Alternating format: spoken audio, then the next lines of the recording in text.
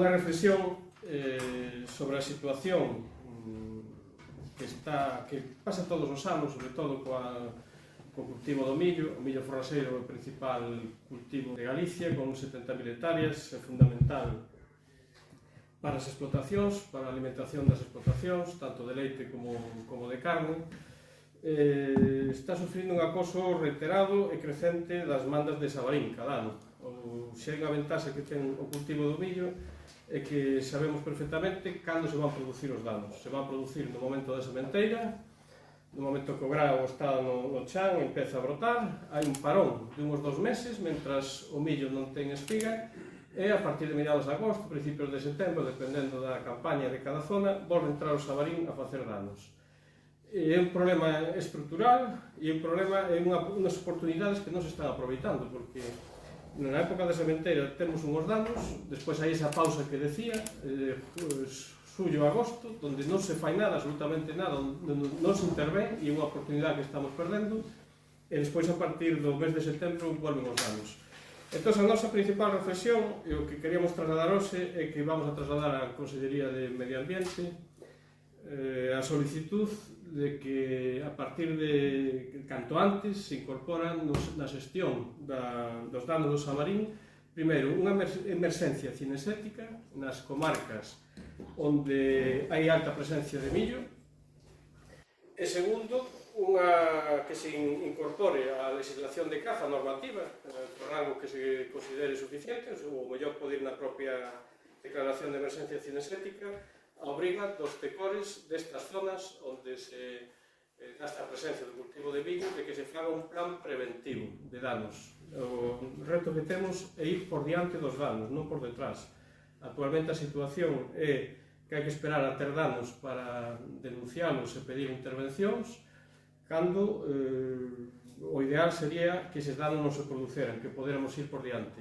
E unha forma de conseguilo é esa, emerxencia cinexética, e obriga de presentar un plan preventivo dos danos nos cultivos de millo. Aí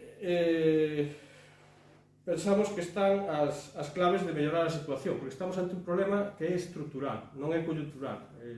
Estamos recibindo queixas masivas en moitas comarcas, fundamentalmente a Coruña e Lugo, porque é onde está o 90% do cultivo do millo en Galicia. Na Coruña está o 62% da superficie e en Lugo o 30%. Pero independentemente de que haxa máis ou menos queixas, que as hai, e están sendo enormes en Costa da Morte, en Bergantiños, en Ortegal, no propio Concello de Santiago de Compostela, independentemente desa sensación é que o Sabarín vai volver a entrar en agosto, a partir de agosto, cando as espiga, e non se van a aproveitar estes 2 meses para facer prevención e para facer intervencións. Que nos permitiría a emerxencia cinexética? Pois podría ser un instrumento moi interesante para o que estamos falando. Sabedes que se aplicou varias veces, a última vez se aplicou o ano pasado, entre o mes de outubro de 2025 e febreiro de 2026, pero sempre se implementou no período hábil de caza, non no período de veda, como sería ahora, e non no período onde se dá o daño no millo, que sería ahora. Por eso pensamos que unha emerxencia cinexética en época de veda é pensada para ter un efecto preventivo sobre os cultivos de millo é algo novedoso que podía funcionar. En cuanto ao plan de prevención, sería simplemente en cada tecor onde hai censada unha superficie importante de cultivo de millo, que se fixera de acordo e coa dirección de Xunta, se lle presentara un plan donde o tecor prevera as parroquias e as zonas concretas onde se vai a cultivar o millo, e fixera un calendario de actuacións para alejar os sabaríns durante os períodos críticos do entorno dos cultivos, e traballar sobre todo en xullo e agosto para que non se volvan a reinstalar esas zonas, para que non volvan a repetir os danos despois. A ventaxa que ten isto é que estaríamos falando de traballar nun período moi corto do ano, que podía ser intensivo e podía ter un gran resultado. Os danos nos prados e nos pastizais se producen durante todo o ano, pero xa digo, os danos do millo teñen unha ventana temporal moi cortiña, moi acotada, que sabemos además onde se vai a producir e que nos permitiría ser eficaces. Entonces, esperamos presentar esta proposta á Consellería, que sea ben acollida, e que se convenzan de que, bueno, non podemos seguir facendo as cousas como as estamos facendo, que indo por detrás do problema, sino que temos que ponerse a un marco no que podamos ir por diante. E estas duas medidas, a emerxencia cinexética en período de veda e os plans de prevención, pensamos que poden ser moi eficaces.